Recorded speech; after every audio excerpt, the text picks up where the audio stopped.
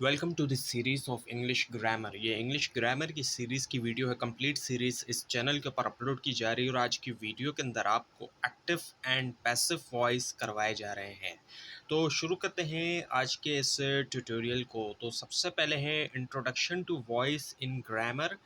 सो voice की अगर हम बात करें, डेफिनेशन ऑफ वॉइस, इसको अगर हम देखें, so voice defines the relationship between verb action and the sentence subject and object. अब वॉइस क्या है? वॉइस जो है वो डिफाइन करती है जो रिलेशनशिप होता है दरमियान में, किन के? वर्ब एक्शन के दरमियान, और इसके अलावा जो सेंटेंस के सब्जेक्ट होते हैं, सब्जेक्ट से मुराद वो जो काम कर रहा होता है सेंटेंस के अंदर वो, और जो ऑब्जेक्ट है जिसके ऊपर काम जो है वो किया जा रहा होता है वो। सो वॉइस जो है वो इनके दरमियान रिलेशनशिप को डिफाइन करती है। अब अगर हम एक्टिव वॉइस की बात करें, so in active voice the subject performs the action making sentence clear and dynamic.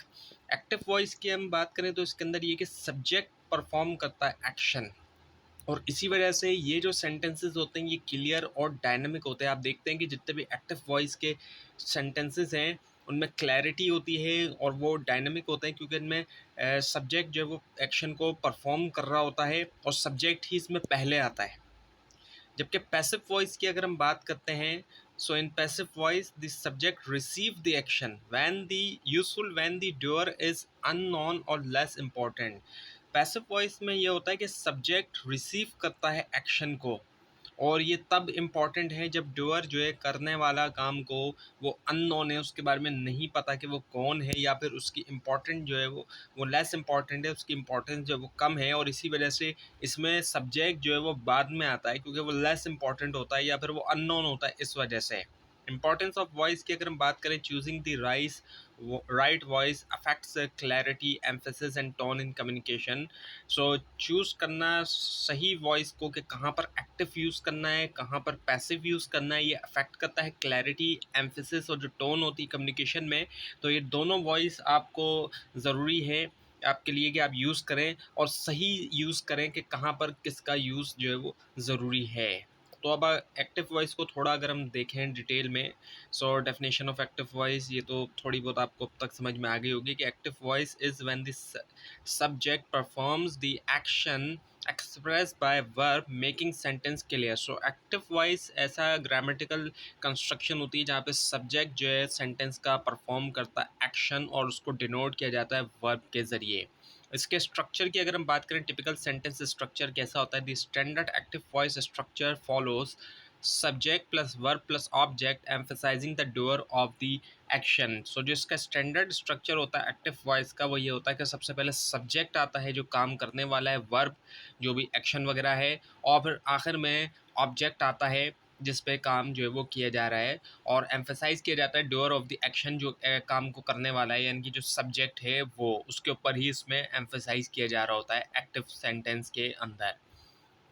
इसके यूजेज एंड बेनिफिट्स की हम बात करें, active voice is preferred for clarity and directness in academic writing, journalism and everyday communication. अब active voice जो है कहाँ use किया जाता है? तो इसको क्लैरिटी और डायरेक्टनेस के लिए यूज़ किया जाता है हमारी एकेडमिक राइटिंग के अंदर भी, इसके अलावा जर्नलिज्म के अंदर भी, और जो हमारी रोज़मर्रा की जो कम्युनिकेशन होती है, हम जो बातचीत वगैरह करते हैं या जो जिस तरह भी हम कम्युनिकेट करें लिख कर भी, तो वहाँ पर भी इसका यूज़ जो है वो किया जाता है। अब इसकी एग्ज़ाम्पल अगर हम देखें, so in the teacher explain the lesson, ये एक्टिव वॉइस का टेंस है। तो the teacher is clearly the actor doing the explaining, यहाँ पर एम्फेसाइज टीचर के ऊपर किया जा रहा है, और टीचर क्या है? एक्टर है, करने वाली है या करने वाला है एक्शन को। So the teacher explain the lesson, teacher ने क्या किया? एक्सप्लेन किया। सो डूअर है या एक्टर है टीचर जो है वो इस सेंटेंस में। और दूसरी एग्जाम्पल हम देखें, शी राइट्स अ लेटर, यहाँ पर जो प्रोनाउन शी है, क्योंकि शी जो है ये प्रोनाउन है, नाउन नहीं है, so she actively performs the writing action. She जो है वो जो है लेटर लिखती है, तो ये जो है शी यहाँ पर क्या है? वो एक्टिवली वो परफॉर्म जो है वो करती है एक्शन जो है। सो यहाँ पर शी के ऊपर एम्फेसाइज जो है वो किया जा रहा है। सो बेनिफिट्स ऑफ एक्टिव वॉइस की हम बात करें, active voice keep sentence engaging, clear and puts focus on the main actor. Active voice जो रखता है सेंटेंस को इंगेज भी रखता है, क्लियर भी रखता है, और इसमें जो फोकस किया जाता है मेन एक्टर के ऊपर किया जाता है, काम करने वाले के ऊपर मेन फोकस होता है। तो जहाँ कहीं भी इस तरह की ज़रूरत हो वहाँ पर एक्टिव वॉइस का यूज़ किया जाएगा। अब अगर हम पैसिव वॉइस की बात करें, पैसिव वॉइस का भी यूज़ होता है, ऐसा नहीं है कि पैसिव वॉइस का यूज़ नहीं होता, कई जगहों पे इसका भी यूज़ देखने में आता है। तो इसकी डेफिनेशन हम देखें, जो कि आपको पहले भी थोड़ा बहुत बताया गया है कि passive voice is when the subject receive the action instead of performing it, emphasizing the actions recipient. अब नॉर्मली तो सब्जेक्ट जो होता है वही परफॉर्म करता है एक्शन को, लेकिन यहाँ पर ये होता है कि सब्जेक्ट रिसीव करता है एक्शन को, क्योंकि यहाँ पर बाद में आ रहा होता है सब्जेक्ट। और एम्फेसाइज यहाँ पर किया जाता है कि एक्शन रिसिपिएंट्स के ऊपर जो है वो एम्फेसाइज किया जाता है। तो एक ऐसा ग्रामेटिकल कंस्ट्रक्शन होता है जहाँ पर सब्जेक्ट जो है सेंटेंस का रिसीव करता है एक्शन इसके अंदर। और इसके हम स्ट्रक्चर की बात करें, सो टिपिकल स्ट्रक्चर्स में कि ऑब्जेक्ट पहले आ जाता है, ऑब्जेक्ट पहले आ गया इसके अंदर, और फॉर्म ऑफ बी यानी कि जो वर्ब बी होता है उसकी फॉर्म आ जाती है इसमें, जैसे कि इज़ एम आर वगैरह है, या फिर वाज वर हो गया। और प्लस पास्ट पार्टिसिपल यानी कि इसके अंदर जो थर्ड फॉर्म होती है वर्ब की वो यूज़ की जाती है यहाँ पर, उसका इस्तेमाल यहाँ पे किया जाता है। और आखिर में बाय के साथ सब्जेक्ट आ जाता है, जो कि कुछ केसेस के अंदर ऑप्शनल भी होता है।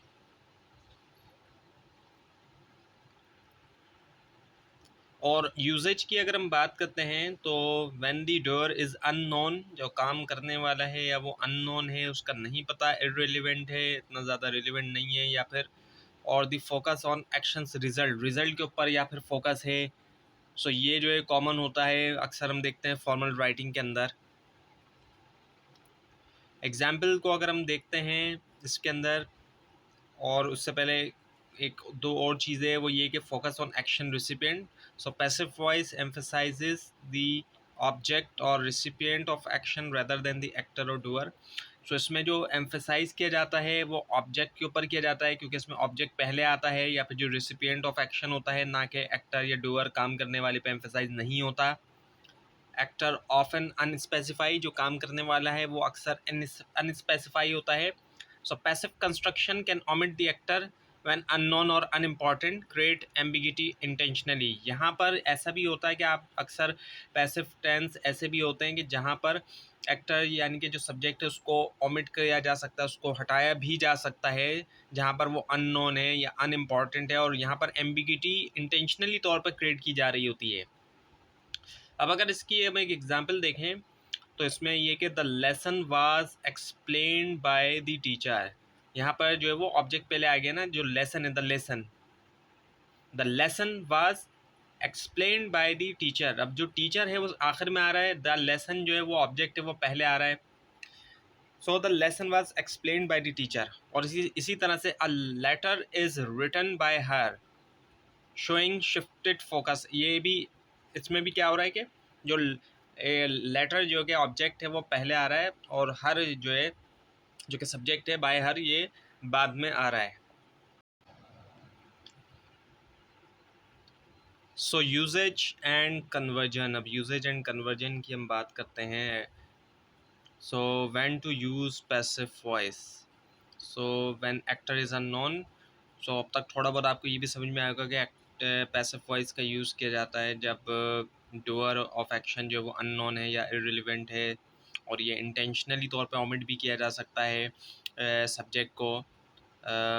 और फोकस ऑन प्रोसेस और रिजल्ट, फोकस प्रोसेस या रिजल्ट पे होता है, ना कि सब्जेक्ट के ऊपर। So it is commonly use in formal writing, formal writing के ऊपर आता है टू एम्फेसाइज द प्रोसेस और outcome over the individual performing the action, ताकि एम्फेसाइज किया जाए, फोकस किया जाए किसके ऊपर, जो प्रोसेस या आउटकम है, ना कि जो इंडिविजुअल एक्शन को परफॉर्म करने वाला है यानी कि जो सब्जेक्ट है उसके बजाय। So maintains objectivity and neutrality. Passive voice helps maintain an objective tone, which is important in academic and professional writing. Passive voice जो है वो हेल्प करता है मेंटेन करने में एक ऑब्जेक्टिव टोन जो है, और ये बहुत इंपॉर्टेंट होता है एकेडमिक और जो प्रोफेशनल राइटिंग होती है, अगर हम उसके अंदर देखें तो वहाँ पर ये बहुत ज़्यादा इंपॉर्टेंट है एकेडमिक और प्रोफेशनल कॉन्टेक्स्ट के अंदर। और use judiciously, over use can cause vagueness and wordiness, so passive voice should be applied carefully. इसको जुडिशियली तौर पर यूज़ किया जाए, क्योंकि ज़्यादा यूज़ करने से क्या होगा कि वेकनेस होगी, क्लैरिटी नहीं रहेगी, और उसकी वजह से क्या होगा कि क्लियर नहीं होगा सेंटेंस, वर्डी सेंटेंस भी हो सकते हैं। सो इसको जो है वो केयरफुली तौर पे अप्लाई किया जाए, ताकि ऐसा ना हो कि सेंटेंसेस जो है बिल्कुल अनक्लियर रहें, पता ही ना चले उनके बारे में कि इनका मतलब जो है वो क्या है। सो कन्वर्टिंग एक्टिव टू पैसिव, अगर कन्वर्ट किया जा रहा है एक्टिव से पैसिव के अंदर, तो सबसे पहले क्या किया जाए, identify the object, locate the object in the active sentence to make it the subject of the passive sentence.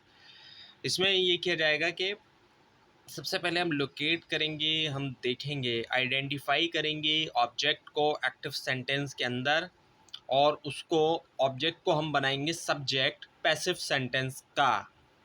और form passive structure, use the correct form of be plus past participle to create the passive verb। So correct form जो है B की उसको use किया जाए, यानी कि जैसे कि इज़ एम आर का कहाँ यूज़ करना है, या वॉज या वर का कहाँ यूज़ करना है, इस चीज़ को सही तरीके से देखते हुए जो है वो इसका यूज़ किया जाए, जो करेक्ट फॉर्म ऑफ बी है, और साथ में पास्ट पार्टिसिपल का यानी कि जो थर्ड फॉर्म ऑफ वर्ब है उसका इस्तेमाल किया जाएगा, थर्ड फॉर्म का यहाँ पे यूज़ किया जाएगा पैसिव जो है वो वॉइस बनाने के लिए। ऑप्शनल एजेंट इंक्लूजन की हम बात करें, so include the optional subject preceded by to indicate doer if needed.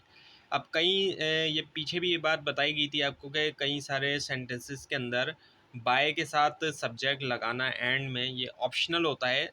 तो अगर ज़रूरत है तो बाय के साथ सब्जेक्ट को लगाया जाए, और अगर ज़रूरत नहीं है, सब्जेक्ट वहाँ इतना ज़रूरी नहीं है, ऐसे सेंटेंसेस हैं तो वहाँ पर बाय के साथ सब्जेक्ट लगाना ज़रूरी नहीं है। तो हर सेंटेंस में ऐसा ज़रूरी नहीं होता।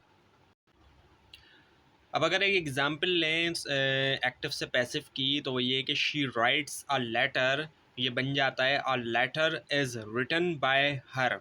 शी राइट्स अ लेटर में क्या है कि शी सबसे पहले आ रहा है जो कि सब्जेक्ट है, शी राइट्स अ लेटर, और अ लेटर जो है वो बाद में आ रहा है जो कि ऑब्जेक्ट है। लेकिन पैसिव बनने में क्या हुआ, a letter is written by her, a letter जो है वो पहले आ गया पैसिव के अंदर, क्योंकि ऑब्जेक्ट पहले आता है, और इज़ रिटन, इज़ जो है वो वर्ब टू बी है जो कि प्रेजेंट टेंस है, तो इसलिए इज़ का यूज़ किया जा रहा है। सो इज़ रिटन, और रिटन जो है वो थर्ड फॉर्म ऑफ वर्ब आ गई, बाय हर, बाय आया, और साथ में फिर सब्जेक्ट जो है वो आ गया, शी जो है वो हर में कन्वर्ट हो गया। सो पर्पस ऑफ पैसिव वॉइस की हम बात करें, सो शिफ्ट फोकस। अब इसका आखिर क्या पर्पस है, क्यों इस्तेमाल किया जाता है। Shift focus from the doer of receiver to emphasize और फॉर स्टाइलिस्टिक पर्पस। शिफ्ट किया जाता है फोकस जो है डूअर से रिसीवर तक, जहाँ पर एक्टिव में डूअर पे फोकस होता है, यहाँ पर पैसिव में रिसीवर के ऊपर होता है कि एम्फेसाइज किया जाए, या फिर स्टाइलिस्टिक पर्पस के लिए, रीजंस के लिए भी इसका इस्तेमाल जो है वो किया जा सकता है। Now the conclusion. So active voice characteristics की हम बात करें, so active voice focuses on subject performing the action, creating direct and dynamic sentences. Active voice के अंदर फोकस किया जाता है कि सब्जेक्ट परफॉर्म कर रहा है एक्शन को, और क्रिएट किया जा रहा है होता है इसके अंदर डायरेक्ट और डायनेमिक किस्म का सेंटेंस। जबकि पैसिव वॉइस करेक्टरिस्टिक्स की बात करें, so it emphasizes the action और recipient, useful when the actor is unknown और less important. So passive voice जो एम्फेसाइज करता है एक्शन या रिसिपिएंट के ऊपर, यूजफुल होता है जब एक्टर जो है वो अननोन या लेस इंपॉर्टेंट है, और आउटकम के ऊपर फोकस होता है, रिजल्ट के ऊपर फोकस होता है। And choosing appropriate voice, selecting active or passive voice depends on context, purpose and desired emphasis for clarity and impact। so select किया जाए एक्टिव या पैसिव को, ये डिपेंड करता है कॉन्टेक्स्ट के ऊपर, पर्पस के ऊपर, डिज़ायर्ड एम्फेसिस के ऊपर, क्लैरिटी और इम्पैक्ट के लिए। सो केयरफुल सिलेक्शन जो है, इसको केयरफुली चूज़ करना जो है वो बहुत ज़रूरी होता है, देखते हुए कॉन्टेक्स्ट भी, पर्पस भी, और जो डिज़ायर्ड एम्फेसिस होती है। तो ये थी आज की वीडियो। आपको इस बारे में कोई क्वेश्चन है या फिर इसमें कोई मिस्टेक भी दिखाई तो ज़रूर हाईलाइट कीजिए, और इस पूरी सीरीज़ को देखने के लिए इस चैनल को सब्सक्राइब कीजिए, बेल आइकन के ऊपर क्लिक कीजिए। Thanks for watching this video and best of luck.